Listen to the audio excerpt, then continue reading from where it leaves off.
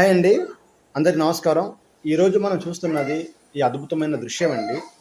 ఒడిశా రాష్ట్రంలోని కోరపుట్ జిల్లాలో శబరిక్షేత్ర రథయాత్ర అనేది జరుగుతుంది అనమాట. ప్రతి సంవత్సరము మనకు జూలై 16 తారీఖున జరుగుతుందండి. ఈవినింగ్ అయితే జరుగుతుంది 4 గంటలకి. చాలా ఘనంగా ఈ పండుగ చేస్తుంటండి రథయాత్ర. ఇక్కడ కనిపిస్తున్న రథం సాధారణ రథం అయితే కాదండి. లక్షలాది మంది భక్తులు విశ్వాసానికి ప్రతి ఒక్క శ్రీ జగన్నాథుడిని, బలభద్రుడు, సుభద్రమ్మ వారిని ఈ రథంపై ఊరేగిస్తారు. వేలాది మంది భక్తులు అయితే జై జగన్నాథ్ అని అంటారనమాట. నినాదంతో ఈ రథాన్ని లాగుతూ ముందుకు తీసుకెళ్తారనమాట. ఇది భక్తిని చాటుతారు. అంటే వేలాది మంది ఒడిశా ఆంధ్ర ప్రాంతం నుంచి ఎక్కువ మంది వెళ్తారండి.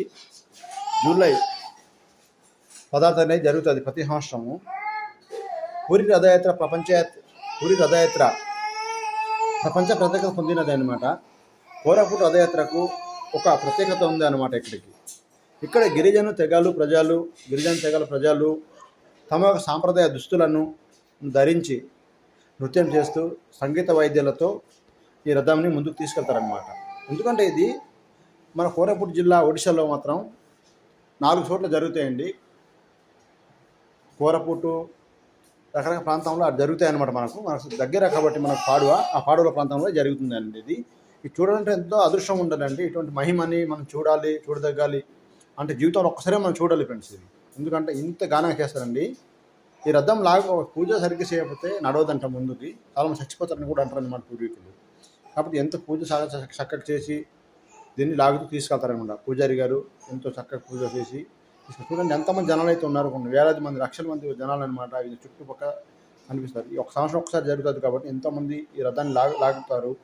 వాళ్ళని బలంతో చూసారు కదా, ఈ విధంగా లాగి తీసుకెళ్తారండి. జనాలు లాగాలండి, చూసారు కదా ఎంత లాగి తీసుకెళ్తారు. ఈ విధంగా తీసుకెళ్తారండి. ప్రత్యేకంగా ఊరేగిస్తారనమాట. ఇక్కడ ఈ రథయాత్ర గిరిజన సంస్కృతి మరియు కలయిక నిలుస్తుంది అన్నమాట. ఇక్కడ మీరు ఈ వీడియోలు చూస్తున్నట్లుగా రథం చుట్టూ వేలాది మంది భక్తులు స్వామివారి దర్శనం కోసం ఎదురు చూస్తుంటారండి. పూలతో అలంకరించిన రథంతో ఎంతో అందంగా కనిపిస్తుంది. భక్తులైతే హర్షధ్వనులతో మొత్తం ప్రాంతంలో అత్యధికంగా వాతావరణం మారిపోతుంది అన్నమాట. ఈ ప్రాంతంలో ఉన్న ఆ వాతావరణం ఎంతో చక్కగా మారిపోతుంది అన్నమాట.